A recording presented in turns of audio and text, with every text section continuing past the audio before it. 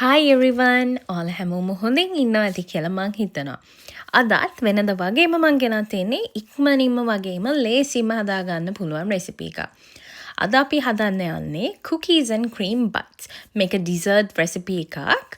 ඔයාලට පුළුවන් මේක බබාලත් එක්ක එකතු වෙලා weekends වල නැත්නම් school holidays වල හදාගන්න. එයාලත් ආස වෙයි මේක හදන්න. මොකද මේක ඉක්මනින්ම වගේම ලේසියෙන්ම හදාගන්න පුළුවන් අර මං කිව්වා වගේ.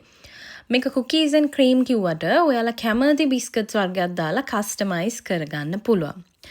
මේවා තමයි අපිට ඕන වෙන්නේ. හරීම අඩු දේවල් ටිකක් ඕනේ.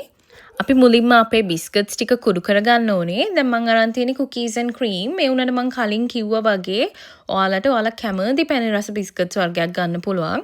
ඔයාලත් කැමති cookies and cream flavour එකටම නම් ඔයාලට ලංකාවේ තියෙන සමහර ඔප්ෂන්ස් තමා Oreos ඒ වගේම මම දන්න විදිහට Kist එකේ තියෙනවා Olo කියලා තව බිස්කට් එකක්. ඊට පස්සේ අපි ඒ ටික ෆුඩ් ප්‍රොසෙස් එකට දාලා කුඩු කරගෙන බෝල් එකකට දාගන්න ඕන. ඔයාලට ග්‍රයින්ඩ් එකක් නැත්නම් ෆුඩ් ප්‍රොසෙස් එකක් නැත්නම් ඔයාලට මේවා පොලිතින් බෑග් එකකට නැත්නම් සෑන්ඩ්විච් බෑග් එකකට දාලා රෝලින් පින් එකකින් වගේ ගහලා කුඩු කරගන්නත් පුළුවන්. ඊළඟට අපි ක්‍රීම් චීස් දාගන්න ඕනේ. ඔයාලා ඩිසර්ට් එක හදාගන්න පැයකට නැත්නම් දෙකකට විතර කලින් ක්‍රීම් චීස් එක ෆ්‍රිජ් එකෙන් එළියට අරගෙන තියන්න. මොකද ක්‍රීම් චීස් එක රූම් ටෙම්පරේචර් වෙන්න ඕනේ අපිට ලේසියෙන්ම මික්ස් කරගන්න. ඊට පස්සේ අපි හොඳට මේක මික්ස් කරගන්න ඕනේ හැමදේම හොඳට ඉන්කෝපරේට් වෙනකම්. අපි මේ මික්ස් එකෙන් තමයි ඊට පස්සේ බෝල හදාගන්නේ. දැන් ඔයාලට හිතෙනවා නම් ඔයාලගේ මික්ස් එක ඇලෙන ගතිය වැඩි කියලා බෝල හදාගන්න අමාරුයි කියලා ඔයාලා මේක පොඩ්ඩ වෙලාවක් ෆ්‍රිජ් එකේ දාලා ගන්න. එතකොට ලේසියෙන් බෝල හදාගන්න පුළුවන්. මගේ මික්ස් එකේ ඇලවෙන ගතියක් නැහැ. හින්දා මම මේ වෙලාවෙම රෝල් කරගන්න පුළුවන් වුණා. අපි අර කට්ලට්ස් හදනවා වගේ මේකෙන් බෝල ටික හදාගන්න තමයි තියෙන්නේ. දැන් මම මේක හදන්නේ ඇත්තටම මටයි මගේ හස්බන්ඩ්ටයි කන්න. ඒ හින්දා මම ග්ලව්ස් යූස් කරන්නේ නැහැ. ඒ වුණාට ඔයාලා මොකක් හරි ෆන්ක්ෂන් එකකට නැත්නම් වෙන කාට හරි පිට කෙනෙක්ට දෙන්න හදනවා නම් ග්ලව්ස් යූස් කරන එක හොඳයි. දැන් මෙතන අපි ගත්ත ප්‍රමාණයෙන් මට හැදිලා තියෙනවා බයිට්ස් 14ක්. මේ ටික හදාගෙන ඊට පස්සේ පැය දෙකක් තුනක් විතර අපි මේ ටික ෆ්‍රිජ් එකේ තියලා තියන්න ඕනේ චොක්ලට් කෝට් කරන්න කලින්.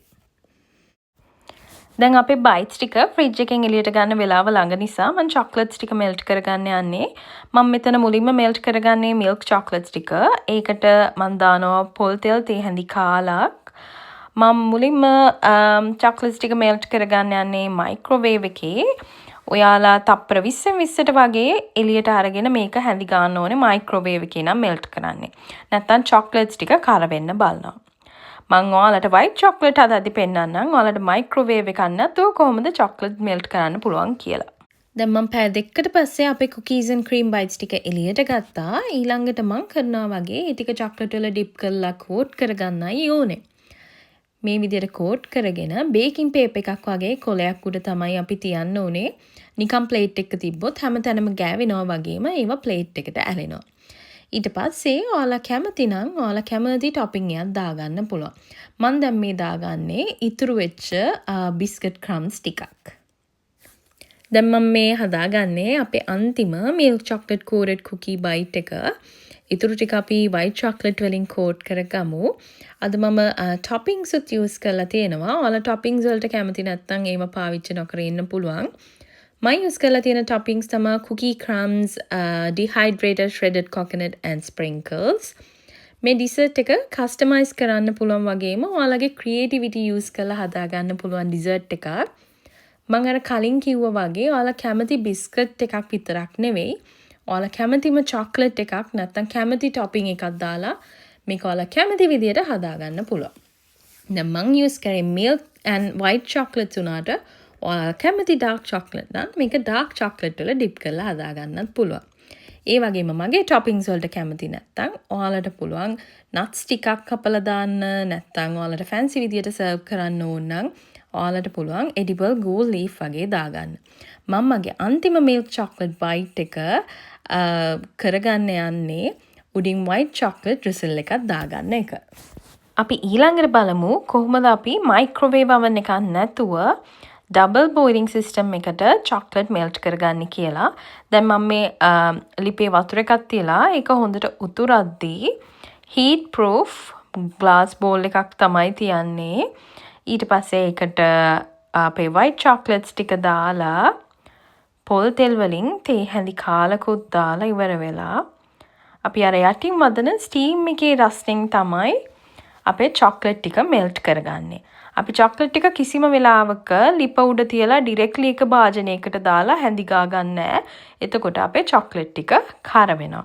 දැන් මේ ටික වෙලාවකින් අපේ white chocolate ටික හොඳට ලස්සනට මෙල්ට් වෙලා තියෙන්නේ. ඊළඟට අපිට කරන්න තියෙන්නේ අපි අර milk chocolate එක කරා වගේම white chocolate වල අපේ cookie bites ටික dip කරලා ඒ ටික baking paper එක උඩ තියාගෙන ඔයාලා කැමති නම් toppings දාගන්න එක. මම මේ වගේ white chocolate dipped ඒවා කීපෙකුත් හදනවා. ඒ වගේම ඊළඟට මම හදන්න යන්නේ white chocolate වලට red food coloring ටිකක් දාලා මේක රතු පාට කරගෙන රතු පාටින් cookie bites ටිකක් හදන එක.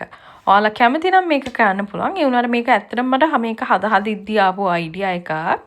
මම එකයි කිව්වේ මේ dessert එක creativity use කරලා හදන්න පුළුවන් එකක් කියලා.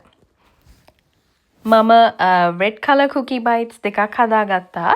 දැන් ඔයාලට ගොඩක් පාට ඒවායින් හදන්න ඕන නම් ඔයාලට තියෙන්නේ melted white chocolate balls කීපයකට වෙන් කරලා ඔයාලා කැමති පාට දාගන්න. ඒ කරලා අපි කරා වගේම dip කරගන්න. මේක ඇත්තටම එහෙම පාට කරොත් හරිම ලස්සනයි. බබේගේ බර්ත්ඩේ එකට වගේ ස්පෙෂලි ගොඩක් ලස්සනයි. cookie bites ටික chocolate වල dip කරගෙන decorate කරලා ඉවරනාට පස්සේ අපි මේක මෙහෙමම fridge එකට දාන්න ඕනේ. fridge එකේ පැය 4ක්වත් තියෙන්න ඕනේ. දැන් මම මේ පැය 4කට පස්සේ එළියට අරගෙන තියෙන්නේ. අපි මේක දැන් කපලා බලමු ඇතුළ මොන වගේද කියලා. ඇතුළ කපලා බලද්දි මේ විදිහට අර හොඳට ලස්සනට තියෙනවා. දැන් මම chocolate melt වෙන්නෙත් නැහැ fridge එකේ තිබ්බ නිසා. මේ තමයි අද අපි ඉක්මනින් වගේම ලේසියෙන්ම හදාගත්ත අපේ cookie bites ටික. හරිම ලස්සනට ඇවිල්ලා තියෙනවා. මේක අර මං කලින් කිව්වා වගේ creativity use කරලා හදන්න පුළුවන් dessert එකක්. ඒ හින්දා ඔයාලා කැමති විදියකට මේක customize කරලා හදාගන්නත් පුළුවන්. ඔයාලත් එහෙනම් මේක බබාලත් එක්ක එකතු වෙලාම හදලා මට කමෙන්ට් එකක් දාන්න. ඔයාලා මේක මං හැදුව විදියටමද හැදුවේ නැත්නම් ඔයාලා කස්ටමයිස් කරාද? ඒ වගේම කස්ටමයිස් කරා නම් ඒක කරේ කොහොමද කියලා. මං හිතනවා අද වීඩියෝ එකනොත් ඔයාලා අලුත් දෙයක් ඉගෙන ගන්න ඇති කියලා. ඉතින් මගේ YouTube channel එකට තාමත් subscribe කරලා නැත්නම් අදම subscribe කරන්න. ඒ වගේම bell icon එකත් click කරන්න. මම වීඩියෝ එකක් දාපු ගමන්ම notify වෙන්න. Okay then, until I see you next time. Bye!